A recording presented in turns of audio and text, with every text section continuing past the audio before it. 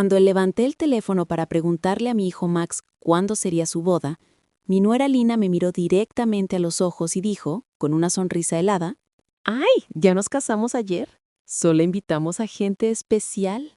Las palabras me golpearon como un balde de agua helada. ¡Especial! Yo, que durante 3 años había pagado su renta mensual de $500, había comprado cada mueble de su casa y había llenado su refrigerador cuando no tenía nada que comer, sosteniendo el teléfono como si pesara 1000 kilos, viendo a mi hijo evitar mi mirada mientras Lina se acomodaba en el sofá que yo les había comprado. El vestido rosa pálido que había elegido para su boda colgaba inútil en mi armario, junto con los zapatos nuevos y la ilusión de formar parte del día más importante de la vida de mi único hijo. Había gastado $200 en ese vestido pensando en lo bien que me verían las fotos de la boda de Max, fotos en las que nunca aparecería. Durante semanas planifiqué cada detalle. Había apartado dinero para darles $1000 como regalo de bodas. Llamé a mi hermana Diana, en Chicago, para contarle la buena noticia. Limpié mi casa de arriba a abajo, pensando que quizá vendrían a celebrar conmigo después de la ceremonia. Todo eso se derrumbó en un segundo con esas 4 palabras envenenadas. Gente especial. Max por fin levantó la mirada y dijo, con una voz que sonaba ensayada, «Mamá, fue algo íntimo, muy pequeño. Solo nosotros 2 y los testigos». Pero yo sabía que era mentira. Vi las fotos en redes sociales. Vi a los padres de Lina posando orgullosos junto a los novios. Vi a sus hermanos brindando con champaña. Vi el vestido blanco de Lina que yo había ayudado a financiar con los $800 que le di el mes pasado para sus gastos personales. Vi todo lo que no se suponía que le vi a ver. Una semana después, exactamente 7 días después de esa humillación, Lina me llamó con una voz completamente distinta. Ya no era la mujer segura que me había excluido de su boda. Ahora sonaba desesperada, casi suplicante. «Renate, la renta está atrasada. El casero nos está presionando y dice que si no pagamos esta semana, nos echa. Te olvidaste de hacer la transferencia». Su voz temblaba levemente, como si el mundo se acabara.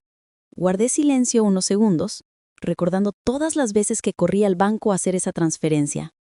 Todas las veces que cancelé mis propios planes para asegurarme de que tuvieran un techo. Todas las veces que comí arroz con frijoles para poder darles dinero para sus caprichos.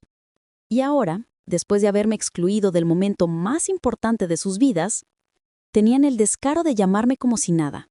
«Lina», le dije con una calma que me sorprendió incluso a mí, «¿no te advertí que solo ayudo a gente especial?».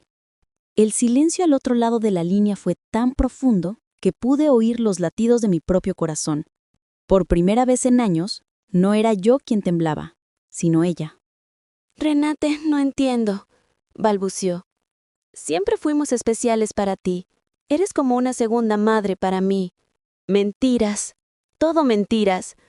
Envuelto en esa voz dulce que solo usaba cuando necesitaba algo. La misma voz con la que me pidió dinero para el vestido de novia, para la luna de miel, para las argollas, que ayudé a financiar sin saber que nunca vería la ceremonia en la que se intercambiaron. Durante tantos años, viví con la sensación constante de caminar sobre cáscaras de huevo, midiendo cada palabra, cada gesto, cada regalo, con la esperanza de recibir una migaja de afecto de mi propio hijo. Fui la madre perfecta, la suegra complaciente, la proveedora silenciosa que jamás protestó cuando me trataban como si fuera invisible. Pero esa frase, «solo gente especial», despertó algo en mí que había estado dormido por demasiado tiempo. Hice el cálculo en mi cabeza de cuánto dinero había gastado en ellos en esos 3 años. Entre renta, comida, regalos, emergencias y caprichos, sumaba más de $20,000. $20,000 que había sacado de mi jubilación, de mis ahorros, del dinero que mi difunto esposo dejó para que yo viviera mis últimos años en paz. ¿Y para qué sirvió todo eso? ¿Para que me trataran como una extraña el día de la boda de mi hijo? Esa noche, después de colgar, me senté en mi cama y lloré, pero no eran lágrimas de tristeza, eran lágrimas de rabia, de frustración acumulada, de años de humillaciones sufridas en silencio. Lloré por todas las veces que me hicieron sentir que mi amor era una carga, que mi presencia era un estorbo, que mi dinero era lo único que tenía para ofrecer. Lloré por la madre necia que fui, por la mujer que se perdió a sí misma intentando ser indispensable para quienes la consideraban prescindible. Cuando desperté a la mañana siguiente, algo dentro de mí había cambiado. No era solo el dolor de la traición, era algo más profundo, más frío. Me levanté y me miré en el espejo del baño. Los mismos ojos cansados de siempre, las mismas arrugas que contaban historias de años de dar amor sin recibirlo de vuelta. Pero había algo más en mi mirada, una dureza que no reconocía, una determinación que había quedado enterrada bajo años de complacencia. Fui a la cocina y me preparé café, como lo había hecho cada mañana durante 40 años, pero esta vez no pensé en llamar a Max para preguntarle cómo había dormido. No revisé el teléfono esperando un mensaje suyo disculpándose por la humillación del día anterior. Por primera vez en mucho tiempo, yo era mi propia primera preocupación del día. Me senté en la mesa donde tantas veces había planeado sorpresas para ellos, contado billetes para sus gastos y llorado en silencio cuando me trataban con indiferencia. Ahora esa mesa sería testigo de algo completamente distinto. Saqué mi chequera, mis estados de cuenta y empecé a hacer cuentas. Quería ver en números exactos el alcance de mi propia necedad. Renta mensual de $500 multiplicada por 36 meses, 18,000. Comida y suministros, aproximadamente $200 al mes, otros 7,200. Regalos de cumpleaños, Navidad y aniversarios, al menos 3,000. Emergencias médicas de Lina, $800. El préstamo del auto que nunca me devolvieron, $2,500. La reparación del aire acondicionado de su apartamento, $600. Los muebles de la sala, $1,200. Total, $33,400. Esa era la suma exacta de mi generosidad. $33,400 que había desperdiciado de la herencia de mi esposo, de mi pensión, de los ahorros que había reunido peso a peso tras décadas de trabajo honrado. Todo ese dinero tirado por la ventana para mantener cómodos a dos adultos que ni siquiera pudieron fingir respetarme. Sonó el teléfono y vi el nombre de Max en la pantalla. Normalmente el corazón me habría latido con fuerza mientras corría a contestar, esperando que por fin se disculpara y explicara que todo había sido un malentendido. Pero esta vez lo dejé sonar 1, 2, 3 veces. Finalmente se apagó y seguí tomando mi café como si nada. 10 minutos después volvió a sonar.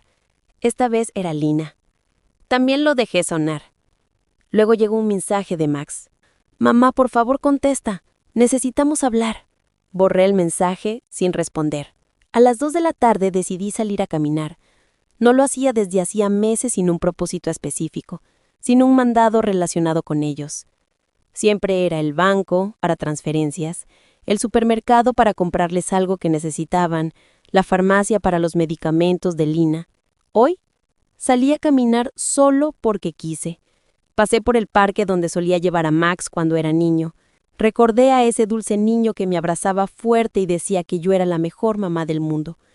¿Cuándo se convirtió en este hombre que me trataba como un cajero automático con sentimientos? ¿Cuándo empecé a confundir amor con dinero? ¿Cuándo empecé a creer que tenía que comprar el cariño de mi propio hijo? En el banco en donde tantas veces había programado transferencias automáticas, me detuve frente a la puerta.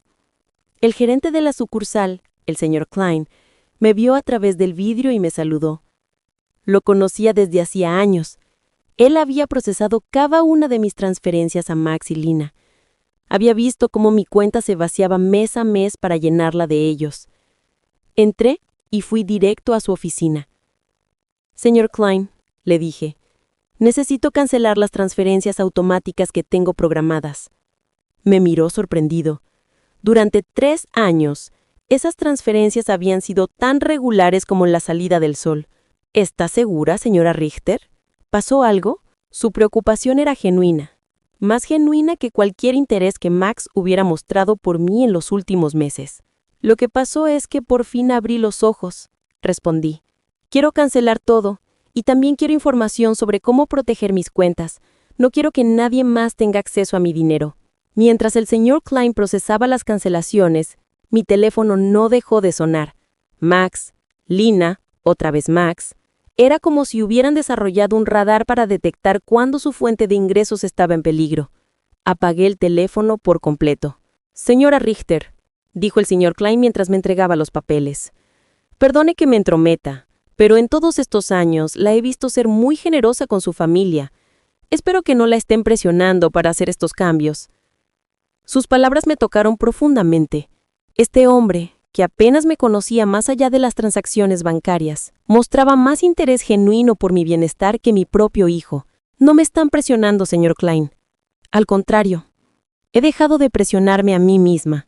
Al salir del banco me sentí extrañamente ligera, como si hubiera dejado una carga enorme en esa oficina. Por primera vez en años, mi dinero era enteramente mío. Ya no tenía obligaciones financieras con personas que me veían como un recurso en lugar de una persona.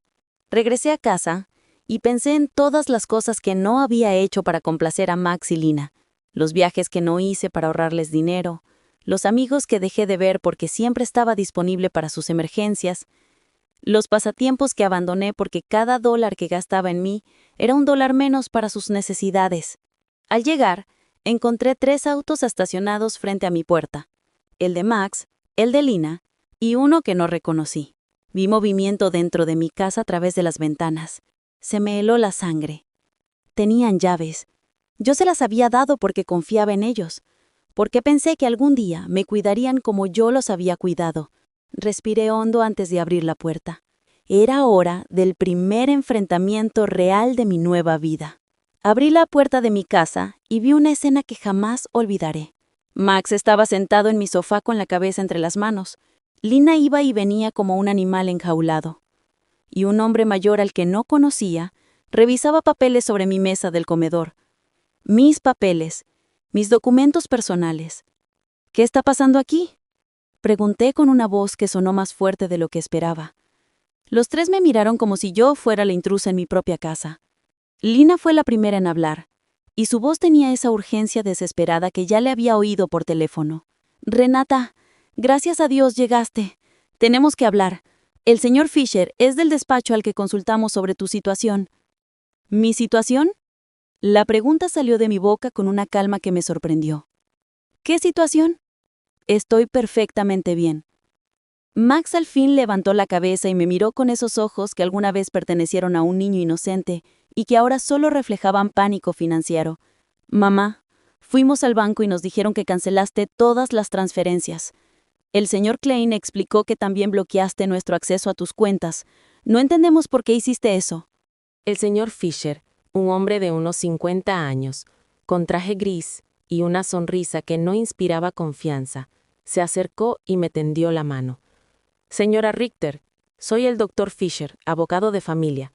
Sus hijos están preocupados por su bienestar mental y me han pedido evaluar la situación». No le estreché la mano. En su lugar, fui directamente a mi mesa y recogí todos mis documentos, que él había estado revisando sin mi permiso. «Estos son papeles privados. No tiene derecho a verlos sin mi consentimiento». «Mamá», interrumpió Max, con ese tono condescendiente que había perfeccionado en los últimos años. «Estamos preocupados por ti. Tu comportamiento ha sido muy extraño últimamente. Primero nos cortas financieramente sin explicación. Luego no respondes las llamadas. Creemos que podrías necesitar ayuda profesional». Lina se acercó e intentó tomarme la mano con esa ternura fingida que reservaba para cuando necesitaba algo. «Renate, cariño, sabemos que estás bajo mucho estrés. Tal vez la soledad te está afectando más de lo que crees. A tu edad, los episodios de confusión son normales». La palabra confusión resonó en mi cabeza como una alarma. Ahora entendía por qué habían traído al abogado. No se trataba de ayudarme. Se trataba de declararme mentalmente incompetente y tomar el control de mis finanzas. La misma mujer que me dijo que solo invitaron a gente especial a su boda, ahora me trataba como a una anciana senil. «No estoy confundida», dije, con una firmeza que silenció a todos. «Estoy más clara que en años, y ustedes se van a ir de mi casa ahora mismo». El señor Fisher intervino con esa voz profesional que usan los abogados cuando quieren sonar razonables. «Señora Richter, Entiendo que se sienta abrumada, pero sus hijos tienen derecho a intervenir si creen que su capacidad para tomar decisiones financieras está afectada. Han documentado varios comportamientos preocupantes. ¿Comportamientos preocupantes? La risa que me salió fue áspera, casi cruel. ¿Cómo qué? ¿Decidir que mi dinero es mío? ¿Decidir dejar de financiar la vida de 2 adultos que me tratan como basura? Lina saltó como si le hubiera dado una bofetada. Nunca te tratamos mal. Eres parte de nuestra familia. Todo lo que tienes nos pertenecerá algún día de todos modos. Solo estamos acelerando el proceso. Allí estaba la verdad desnuda y cruda. Todo lo que yo tenía algún día les pertenecería. En su mente ya estaba muerta y solo estaban cobrando la herencia por adelantado. No importaba si me quedaban 70 años o 70 días. Para ellos, yo era un cajero automático con piernas que se había vuelto problemático. ¡Fuera!, dije, señalando la puerta. Los 3, fuera de mi casa. Max se puso de pie, con ese gesto de niño enfurruñado que hacía cuando no conseguía lo que quería. Mamá, no podemos simplemente irnos. Tenemos obligaciones. La renta, los pagos del coche, la tarjeta de crédito que avalaste. ¿No puedes cortarnos de un día para otro? ¿No puedo? Me subió la voz por primera vez en toda la conversación. ¿Quién dice que no? Durante años pagué una renta que ni siquiera estaba a mi nombre. Llené un refrigerador en una casa donde no era bienvenida. Financié una vida en la que claramente no había lugar para mí. El señor Fisher sacó una carpeta de su maletín y la puso sobre mi mesa. Señora Richter, hemos preparado algunos documentos que podrían facilitar esta transición. Un poder notarial que permitirá a Max y Lina gestionar sus finanzas con más eficiencia. Sería solo temporal, hasta que usted se sienta mejor. Tomé la carpeta y sin siquiera abrirla, la arrojé directamente al bote de basura. La única transición que va a suceder aquí es la de ustedes hacia la puerta de salida. Lina empezó a llorar, pero no eran lágrimas de tristeza, eran lágrimas de frustración, de rabia contenida. No puedes hacernos esto, Renate. Contábamos contigo, hicimos planes basados en tu apoyo. Compramos cosas, asumimos obligaciones financieras porque sabíamos que podíamos contar contigo. Obligaciones basadas en mi dinero, respondí. No en mi bienestar, no en mi felicidad, no en mi compañía, solo en mi dinero. Y ahora que he decidido que mi dinero se usa mejor en mi propia vida, ¿de repente soy una anciana confundida que necesita tutela legal? Max intentó acercarse pero dio un paso atrás. Ya no era el niño que corría mis brazos cuando tenía pesadillas. Era un hombre de 35 años que veía a su madre como un obstáculo entre él y una vida cómoda financiada por otros. Mamá, cometimos errores, dijo con una voz que pretendía sonar arrepentida. Lo de la boda fue un malentendido. Lina estaba nerviosa. Yo estaba bajo presión. Podemos arreglarlo si vuelves a ser razonable. ¿Razonable? La palabra me supo amarga en la boca. ¿Ser razonable significa seguir pagando su vida mientras me tratan como a una extraña? ¿Significa fingir que no duele haber sido excluida del día más importante de la vida de mi único hijo? El señor Fisher guardó sus papeles con la eficiencia de quien está acostumbrado a que le rechacen propuestas. Señora Richter, esto no termina aquí. Su familia tiene opciones legales. Si realmente está tomando decisiones irracionales por problemas de salud mental, un juez puede determinar que necesita tutela. Sus palabras fueron como un golpe. Me di cuenta de que no se trataba solo de una visita manipuladora. Era una amenaza legal real. Querían declararme incapaz de manejar mis propios asuntos. Señor Fisher, dije mirándolo directamente a los ojos, le sugiero que investigue a fondo antes de amenazar a una mujer de 71 años que ha manejado sus finanzas impecablemente durante 40 años, que crió sola a su hijo tras la muerte de su esposo, que llevó un hogar y trabajó honradamente hasta su jubilación, y que hasta la semana pasada sostuvo económicamente a 2 adultos perfectamente capaces. Lina dejó de llorar y me miró con una frialdad que por fin mostró su verdadero rostro. Esto no se va a quedar así, Renate. Tenemos derechos y también abogados. Perfecto, respondí. Contraten todos los abogados que quieran, con su propio dinero, por supuesto, porque el mío ya no está disponible para financiar sus pataletas legales. Los tres caminaron hacia la puerta con la dignidad herida de quien no está acostumbrado a que le digan que no. Antes de salir, Max se volvió hacia mí por última vez. Mamá, esto va a terminar muy mal para ti. Vas a terminar sola y sin nadie que te cuide cuando de verdad lo necesites. Max, le dije con profunda tristeza, pero también con una claridad cristalina. Ya estoy sola. La diferencia es que ahora es por mi propia elección, no por tu desatención. Al cerrar la puerta detrás de ellos, me quedé en mi sala, rodeada del silencio más hermoso que había oído en años.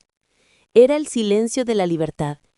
Esa noche no pude dormir, pero no por tristeza ni arrepentimiento, sino por la adrenalina de haber recuperado el control de mi propia vida. Permanecí despierta, planeando mis próximos pasos como una general que se prepara para la batalla.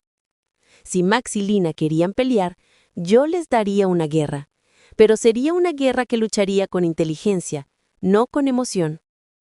A las 6 de la mañana ya estaba vestida y lista para salir.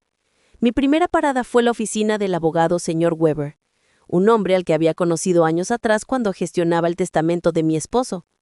A diferencia del señor Fisher, a quien trajeron Max y Lina, el señor Weber tenía una reputación impecable y se especializaba en proteger los derechos de los mayores. Señora Richter, me dijo mientras le explicaba la situación, lo que sus hijos intentaron hacer ayer es más común de lo que piensa. Se llama abuso financiero a personas mayores y es un delito federal. El hecho de que entraran a su casa sin permiso y revisaran sus documentos privados también constituye una violación. Sus palabras me calmaron y me preocuparon a la vez. Me calmaron porque confirmaban que no estaba loca, que lo que había sucedido era realmente abusivo.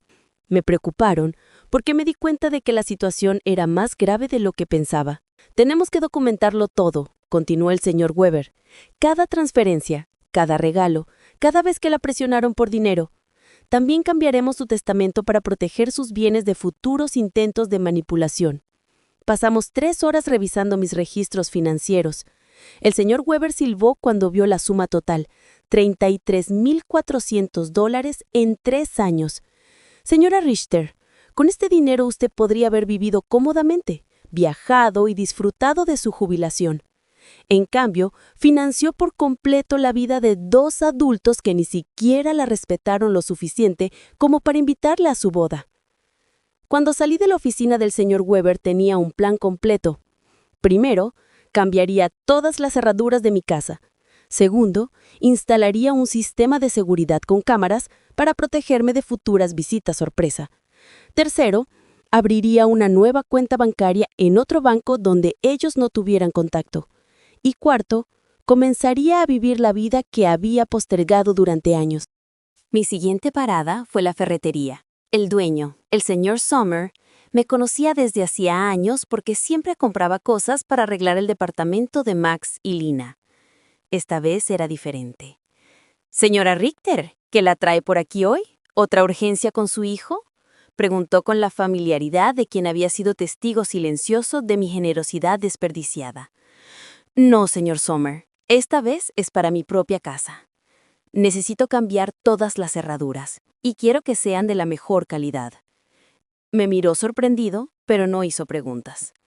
Mientras elegía las cerraduras, su hijo Ethan, que instalaba sistemas de seguridad, pasó por allí.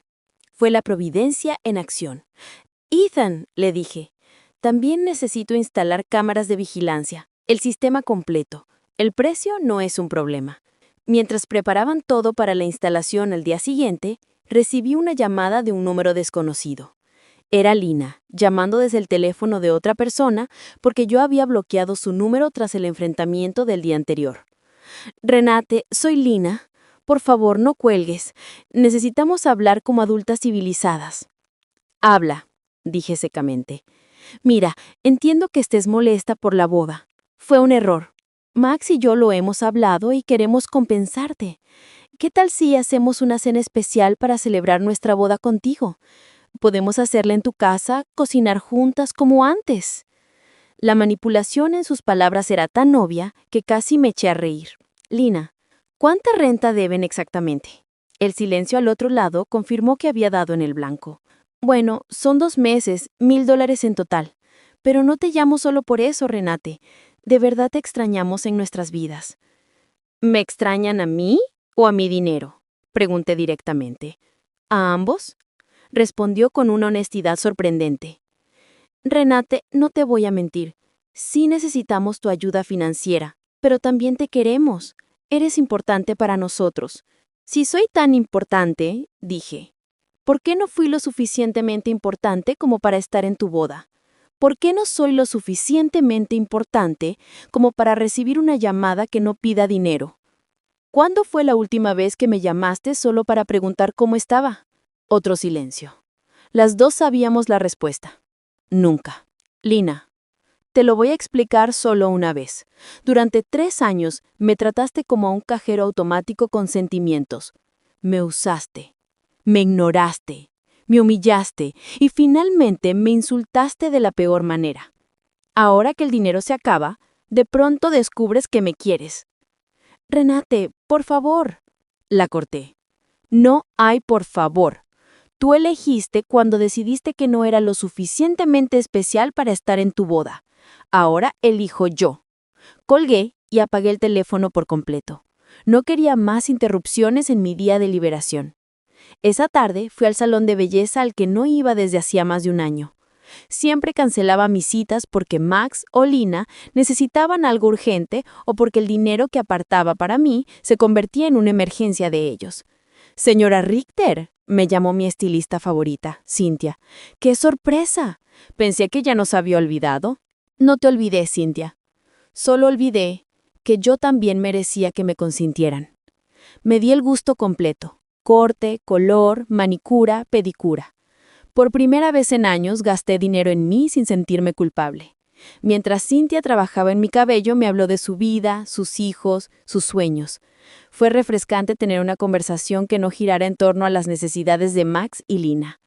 Se ve preciosa, señora Richter, dijo cuando terminó. Pero más que eso, se ve libre. ¿Pasó algo bueno? Sí, Cynthia. Por fin aprendí a decir no.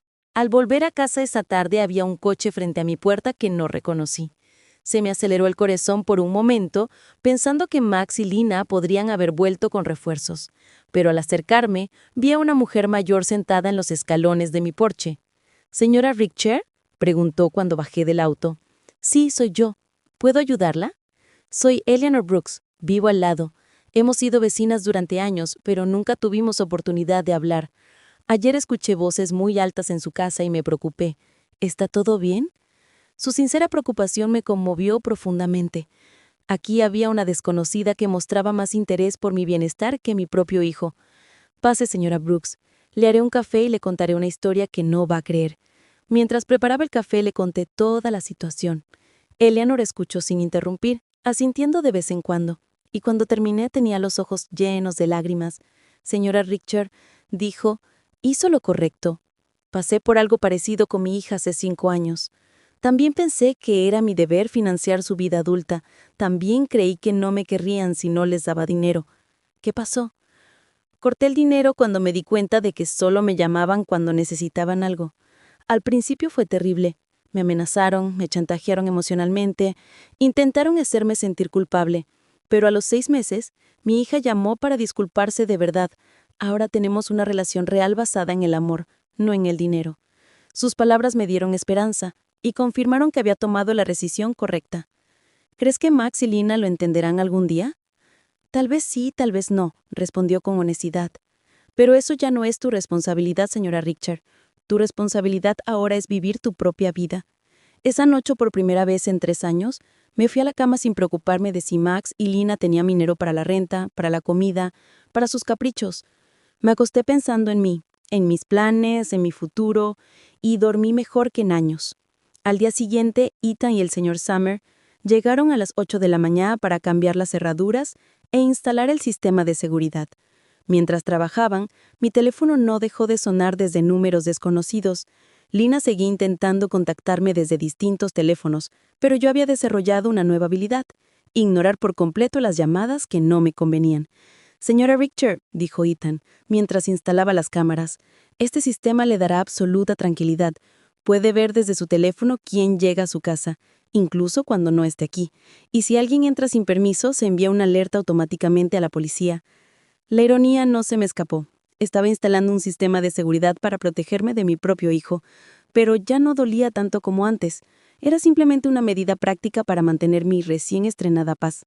Mientras trabajaban, decidí hacer algo que no hacía en años, llamar a mi hermana Diana en Chicago.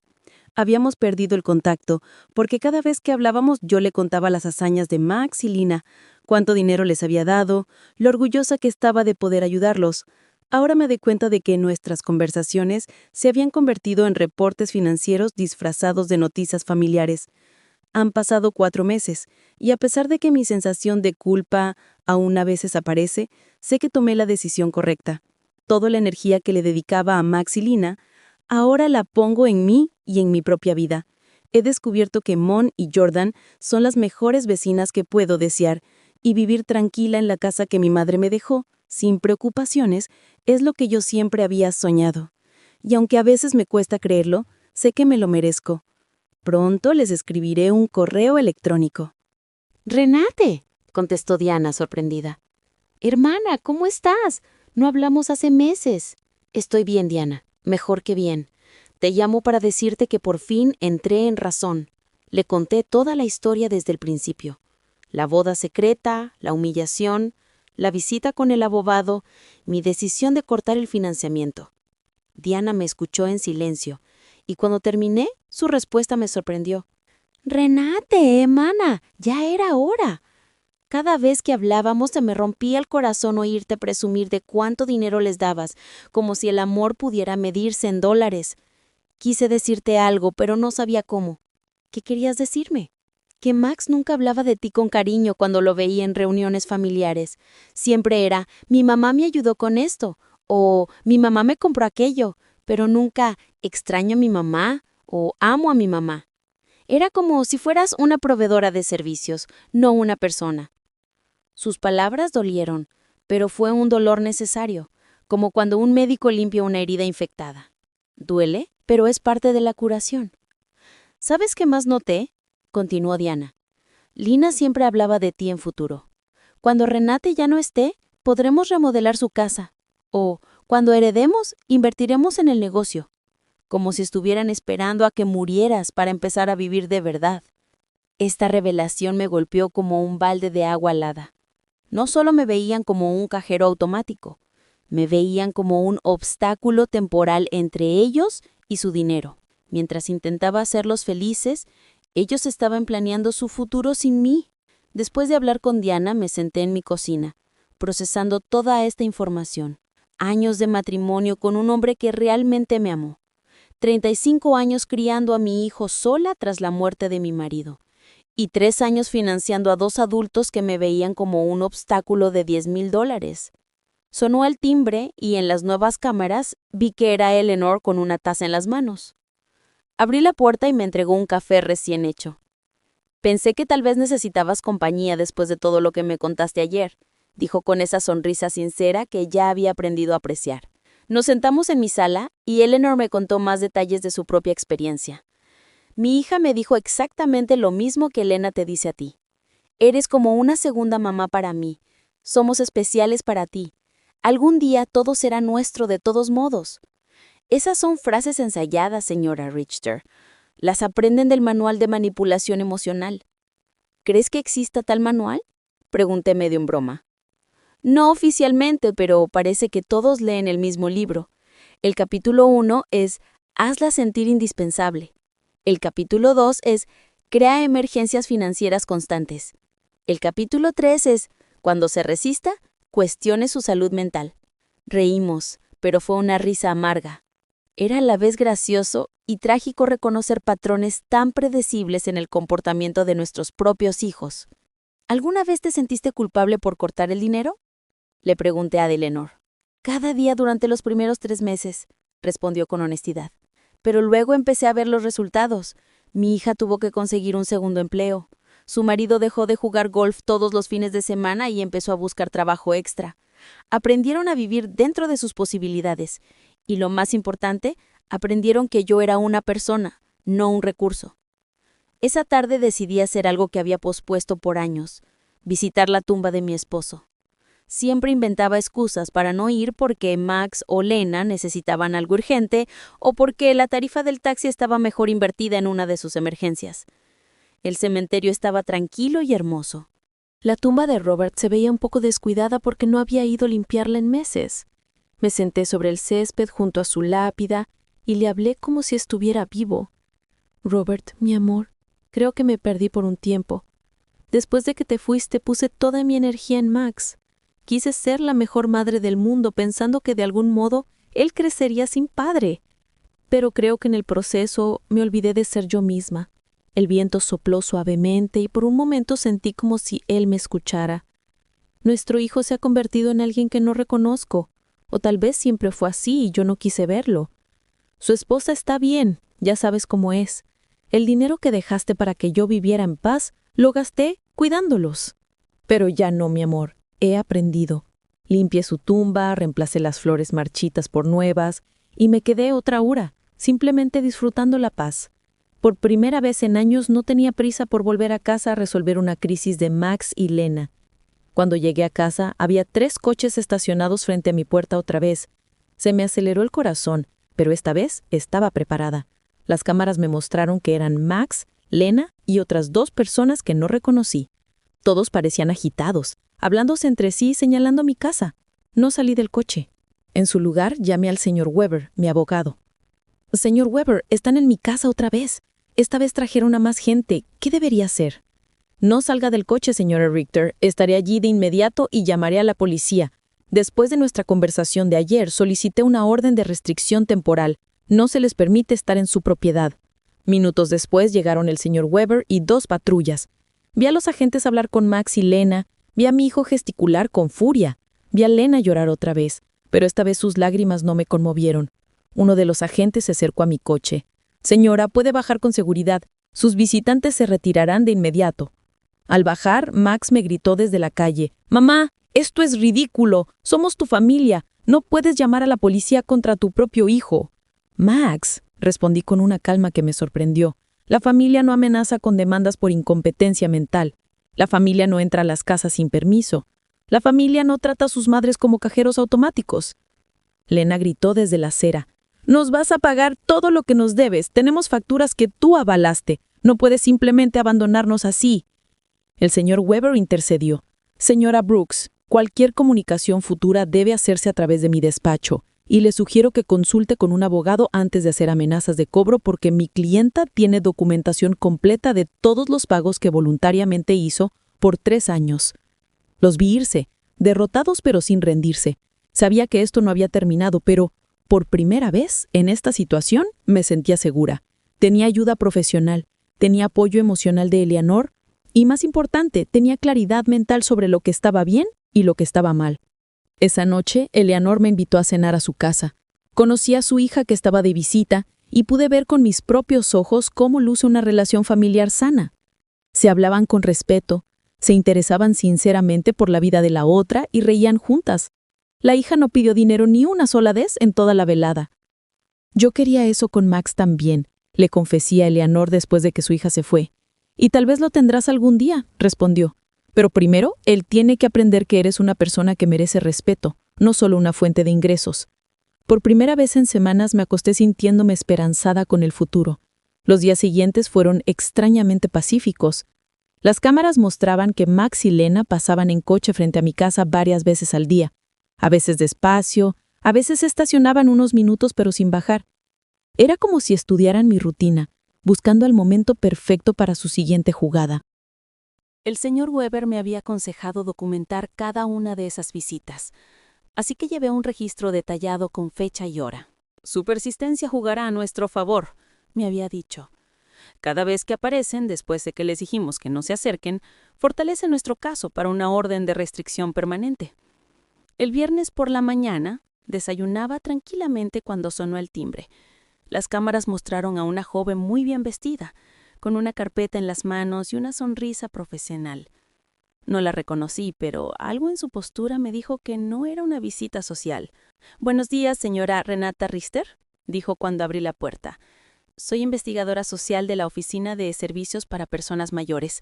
Hemos recibido un informe de que usted podría estar en una situación de riesgo y necesitamos realizar un control de bienestar. Se me heló la sangre. Max y Lena habían escalado a la situación. Ya no eran solo amenazas de abogados privados, ahora habían involucrado al gobierno.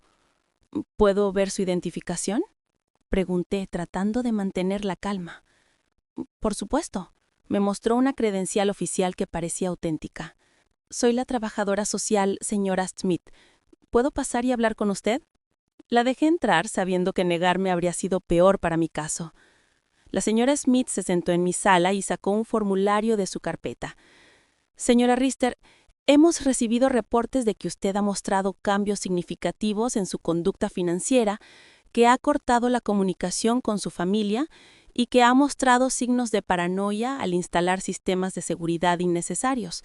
También se nos dijo que usted ha rechazado ayuda médica y legal de sus seres queridos. Cada palabra había sido cuidadosamente elegida para hacerme parecer una anciana mentalmente perturbada. Reconocí la letra de Lena en la redacción. Siempre fue hábil manipulando palabras para conseguir lo que quería. Señorita Smith, dije con toda la dignidad posible, quisiera llamar a mi abogado antes de responder a cualquier pregunta.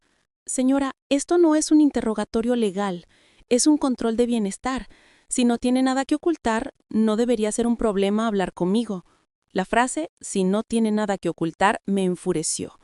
Era la misma lógica que usan los abusadores para justificar sus invasiones. Si eres inocente, no deberías quejarte de que invadan tu privacidad. Señorita, voy a llamar a mi abogado. Puede esperar aquí o volver otro día, pero no responderé preguntas sin representación legal presente. Llamé al señor Weber y llegó en 20 minutos. Al entrar y ver a la trabajadora social, su expresión se endureció. Señora Smith, dijo tras verificar su identificación, espero que tenga una orden judicial para estar aquí, porque mi clienta está bajo mi representación legal y cualquier investigación no autorizada constituye acoso. ¿Señor?, respondió la señora Smith con menos seguridad. Tenemos reportes de familiares preocupados por el bienestar de la señora Rister. Es nuestro deber investigar.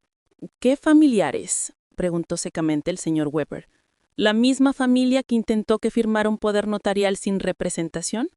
¿La misma familia que irrumpió en su casa sin permiso y revisó sus documentos privados? ¿La misma familia que la excluyó de eventos importantes mientras vivía de su dinero? El señor Weber sacó una carpeta de su maletín y la puso sobre la mesa. Aquí tengo documentación completa del abuso financiero y emocional hacia mi clienta. $33,400 retirados de sus cuentas en 3 años. Exclusión social sistemática y chantaje emocional. Así que, si alguien debe ser investigado aquí, no es mi clienta. La pregunta me indignó. Señora Schmidt, mi responsabilidad como madre fue criar a mi hijo hasta los 18, educarlo y darle las herramientas para ser un adulto independiente. Mi hijo tiene 35 años, está casado y es perfectamente capaz de mantenerse. Financiar su vida adulta no es mi responsabilidad, es mi elección y he elegido no hacerlo más. El señor Weber añadió, ¿consideraría usted normal que un adulto de 35 años no pueda pagar su propio alquiler sin la ayuda de su madre de 71? La señora Schmidt no respondió de inmediato. Vi que reevaluaba toda la situación. Señora Richter, preguntó tras un momento, ¿administra completamente sus propias finanzas? Puedo mostrarle mis estados de cuenta, mis inversiones, mis pagos de impuestos. Todo está al día y en orden. ¿Vive de manera independiente? Como puede ver, mantengo mi casa limpia, me cuido físicamente, conduzco mi propio coche, tengo relaciones sociales saludables con mis vecinos. ¿Toma alguna medicación? Solo vitaminas y ocasionalmente aspirina. No tengo condiciones médicas que requieran medicación. Mi clienta acaba de someterse a exámenes médicos exhaustivos como parte de nuestro proceso legal. Está en perfectas condiciones mentales y físicas. La señora Schmidt cerró su carpeta y suspiró. Señora Richter, con base en esta conversación y la documentación que he revisado, No veo indicios de que usted esté en riesgo o necesite intervención. Cerraré este caso. Después de que se fue, el señor Weber y yo permanecimos en silencio unos minutos. Renate dijo al fin, «Esto va a seguir escalando. Max y Lena están gastando dinero que no tienen para contratar profesionales que intenten declararla incompetente». ¿Significa que están desesperados? Exactamente. ¿Qué más pueden hacer? Pueden presentar una demanda por incompetencia. Es costosa y difícil de ganar, pero si encuentran a un juez empático y a un psiquiatra dispuesto a testificar a su favor, podrían lograr que se asigne un tutor legal. La idea me aterrorizó. ¿Podrían tomar control de mi dinero?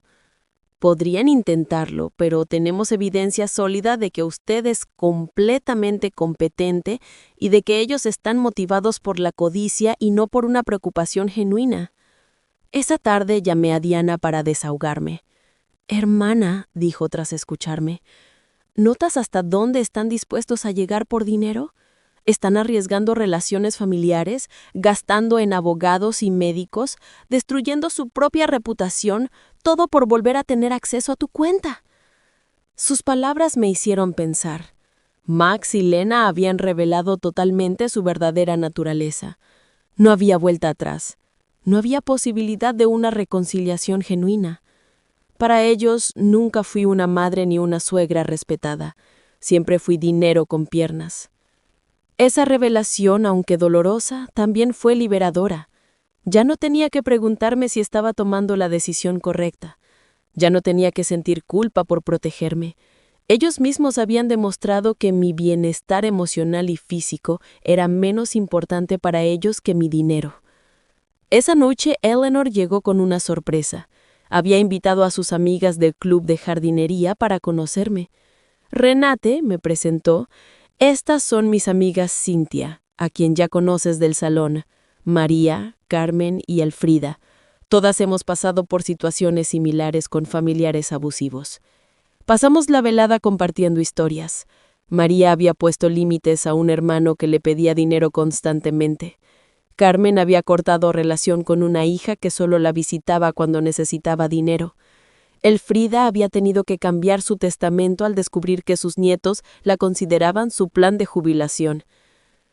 Lo que más me duele, confesé, no es perder el dinero que les di, sino darme cuenta de que nunca tuve el amor que creí tener.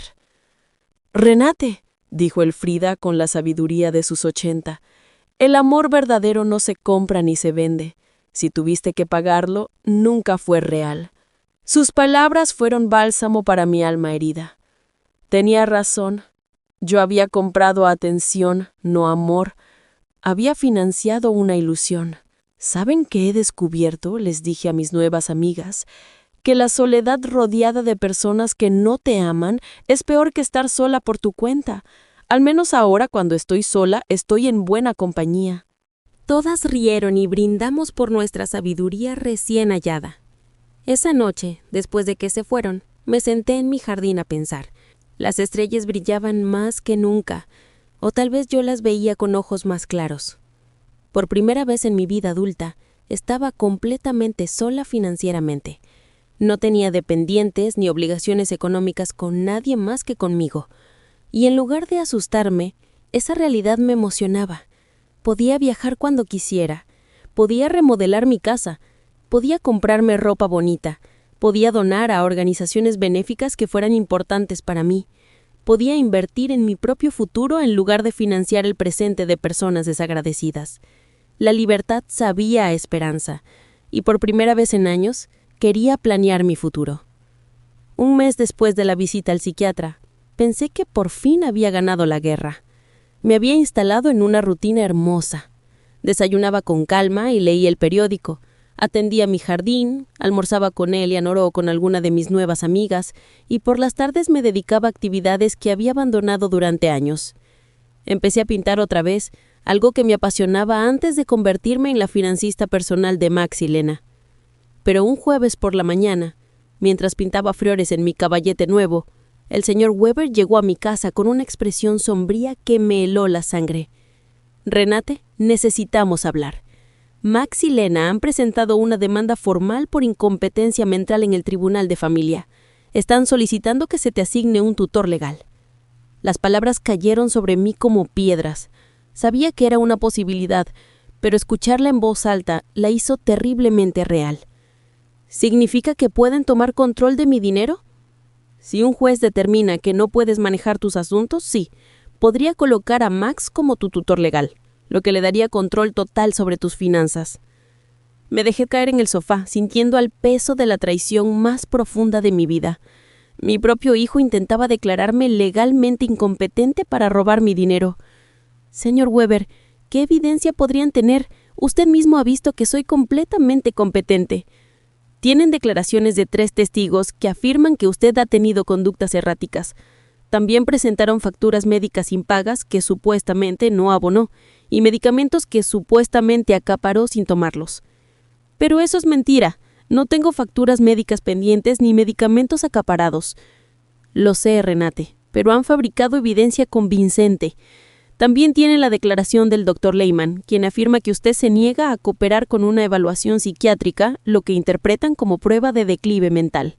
La manipulación era diabólica. Habían convertido mi negativa a someterme a un examen innecesario en prueba de enfermedad mental. Habían usado mi instinto de protegerme de ellos como prueba de que necesitaba protección.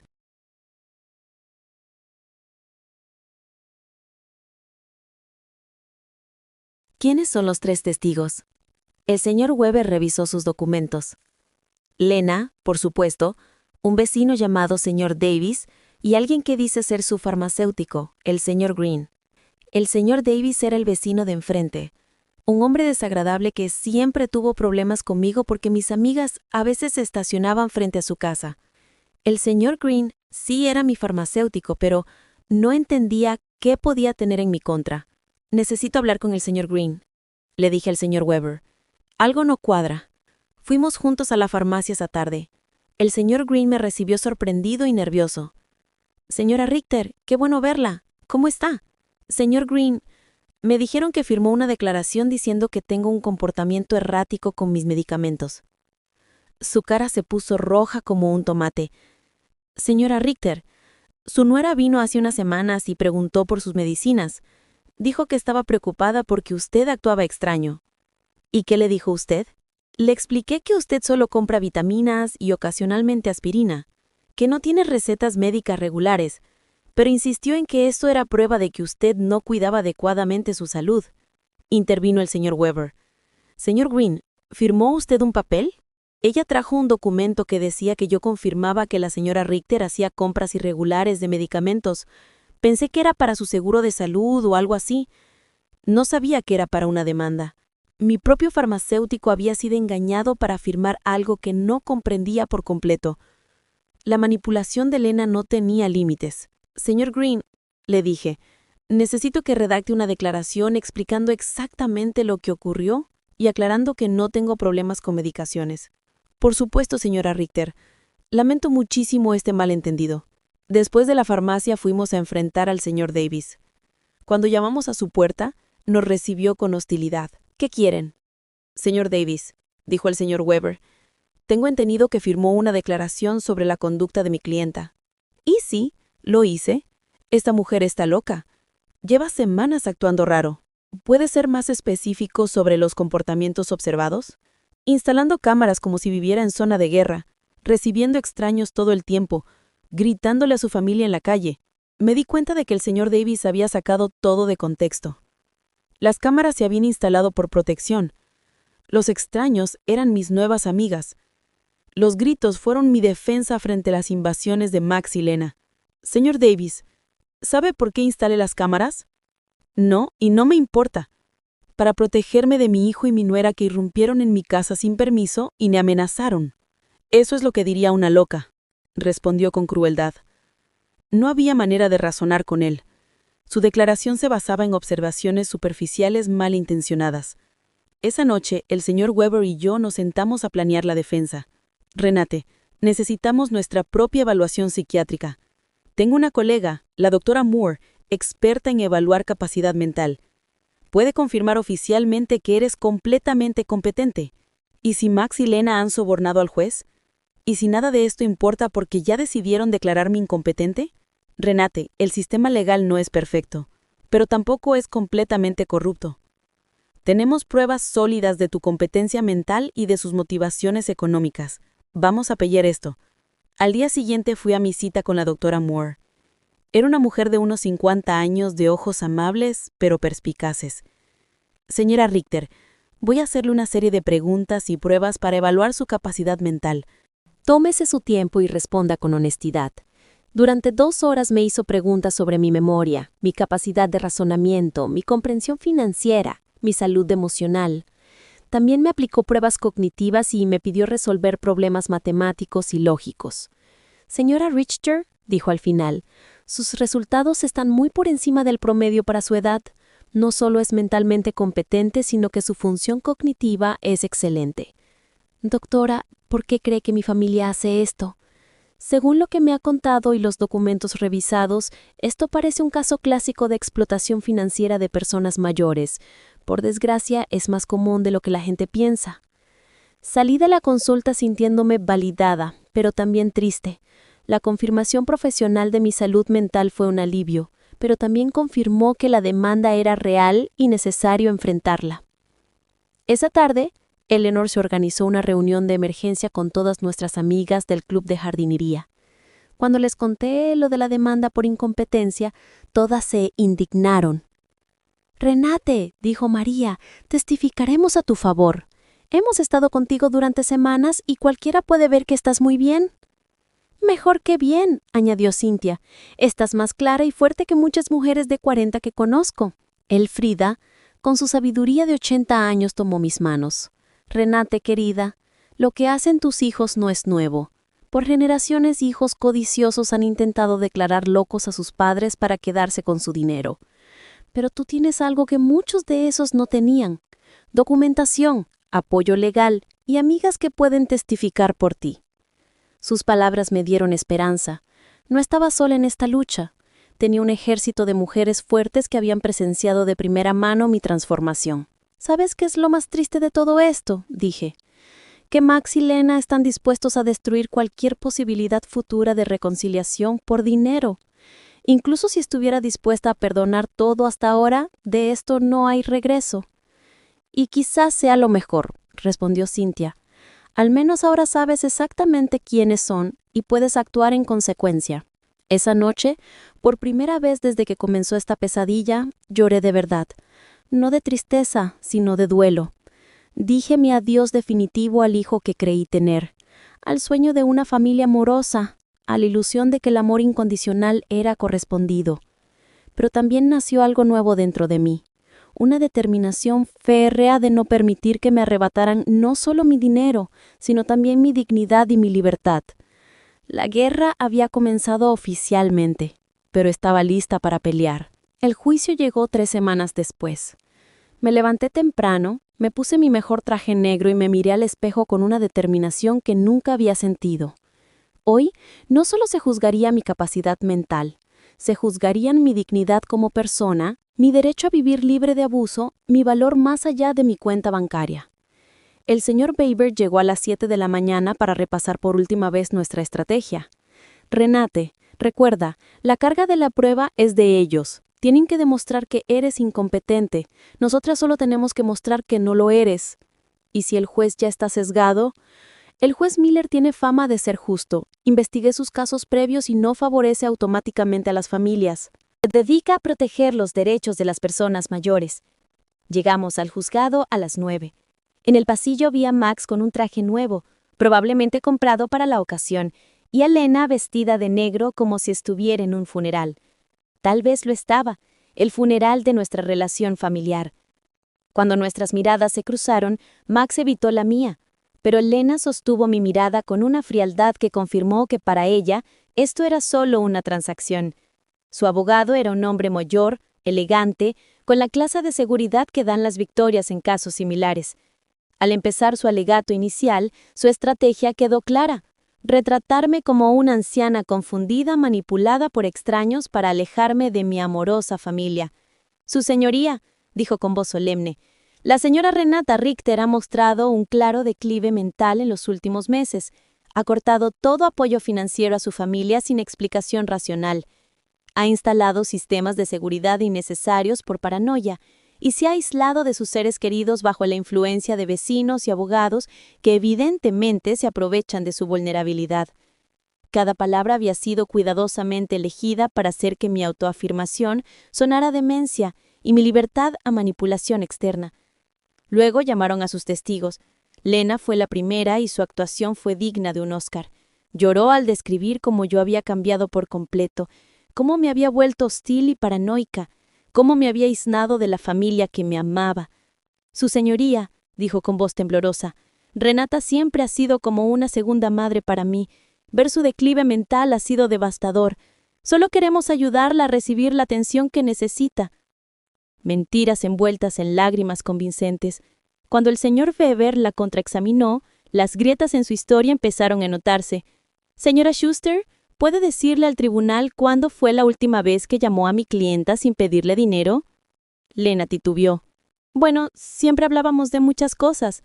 ¿Puede darme una fecha específica? No recuerdo fechas exactas.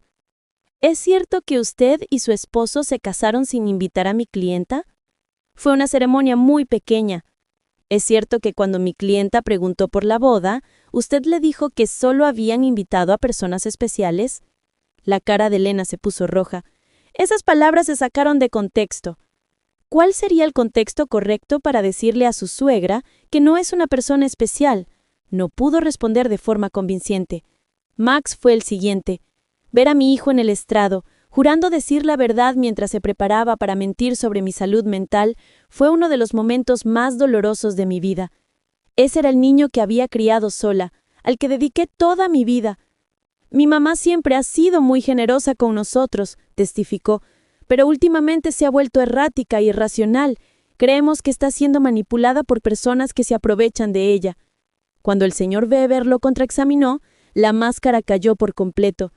Señor Richter, ¿cuánto dinero ha recibido de su madre los últimos 3 años? No sé la cantidad exacta. $33,400 ¿le suena correcto? Tal vez. Ella siempre ha sido generosa.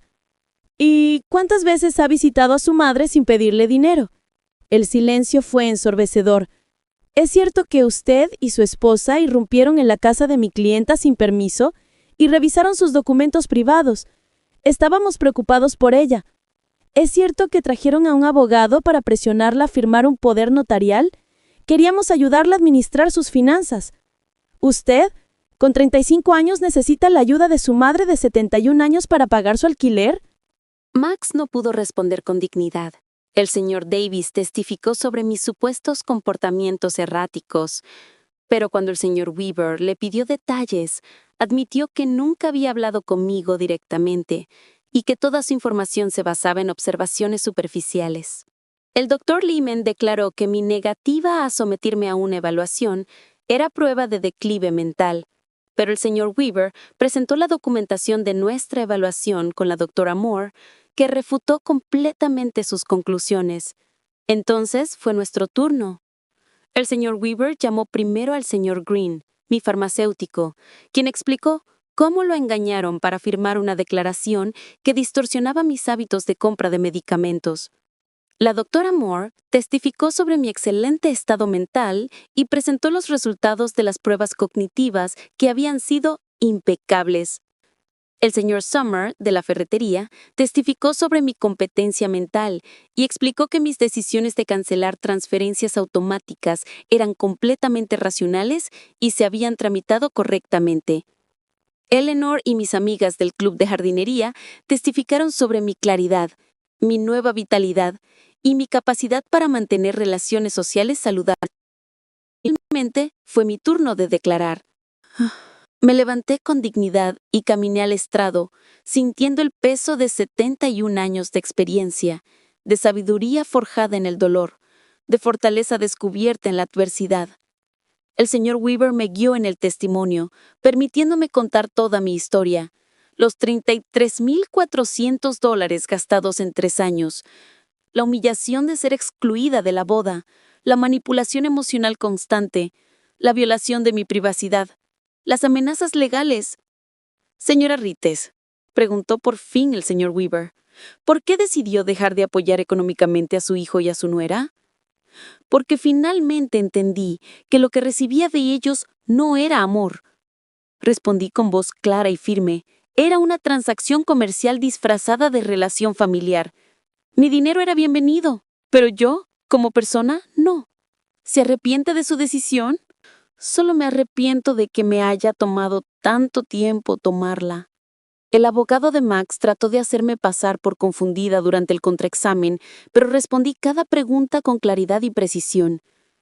Cuando intentó insinuar que mis nuevas amistades me habían manipulado, le expliqué que, por primera vez en años, tenía relaciones basadas en el respeto mutuo y no en el interés económico.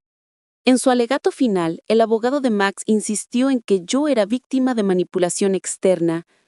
La réplica del señor Weaver fue demoledora. Su señoría, lo que vimos aquí no es el caso de una anciana incompetente, sino el de una mujer que por fin encontró la fuerza para liberarse de años de abuso financiero y emocional. Los demandantes no han presentado evidencia médica real de incompetencia mental.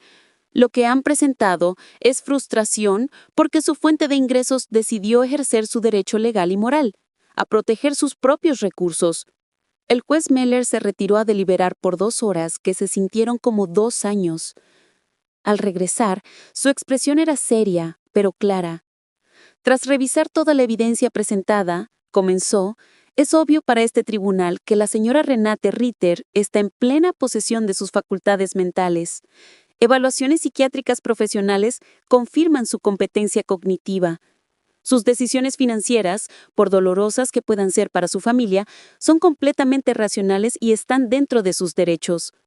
El corazón me latía más rápido. Además, continuó el juez, la evidencia sugiere que esta demanda está motivada por interés económico y no por una preocupación genuina por el bienestar de la señora Ritter. El tribunal deniega por completo la solicitud de tutela. Yo había ganado, no solo la demanda, sino también mi libertad, mi dignidad, mi derecho a vivir libre del abuso de quienes supuestamente me amaban. Al salir del juzgado, vi a Max y a Lena hablando airadamente con su abogado. Lena me lanzó una mirada de odio, puro, antes de marcharse. Max me miró por última vez, y por un segundo vi algo que pudo ser arrepentimiento, pero ya era demasiado tarde. Esa noche, Eleanor organizó una celebración en mi casa, con todas nuestras amigas. Brindamos por la justicia, por la libertad, por la hermandad de mujeres fuertes que se apoyan. Renate, me dijo Elfrida, hoy no solo ganaste un juicio, recuperaste tu vida. Tenía razón. Por primera vez en años, el futuro era completamente mío.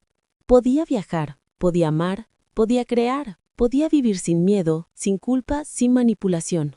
3 meses después, vendí mi casa y me mudé a un hermoso apartamento cerca del centro. Doné la mitad de mi dinero a organizaciones que protegen a las personas mayores del abuso familiar. Con la otra mitad, empecé a vivir la vida que siempre quise. Viajé por Europa, tomé clases de arte y me uní a grupos de voluntariado. Nunca volví a saber de Max y de Lena. Supe por otros que tuvieron que mudarse a un apartamento más pequeño y que Lena consiguió un empleo por primera vez en años. Tal vez la adversidad les enseñaría lo que mi generosidad nunca pudo: el valor del trabajo honesto y la independencia. Algunas noches, cuando miro las estrellas desde mi nuevo balcón, pienso en la mujer que era hace un año, temerosa, manipulada, creyendo que tenía que comprar amor. Esa mujer ha muerto, y en su lugar ha nacido alguien que entendió una verdad fundamental. El amor verdadero nunca tiene precio y la libertad nunca es demasiado cara. Mi nombre es Renate, tengo 72 años y por fin he aprendido que la persona más importante a la que debo amar y proteger es a mí misma. Gracias de antemano. ¿Y tú qué harías en el lugar de esta persona? Me encantaría conocer tu opinión, así que por favor compártela en los comentarios. Siempre me da curiosidad lo que piensan. Y cuéntame también dónde escuchaste esta historia. Para más historias de vida como esta, dale like al video y suscríbete a mi canal. Hay muchas otras historias esperándote. Con afectuosos saludos, hasta la próxima.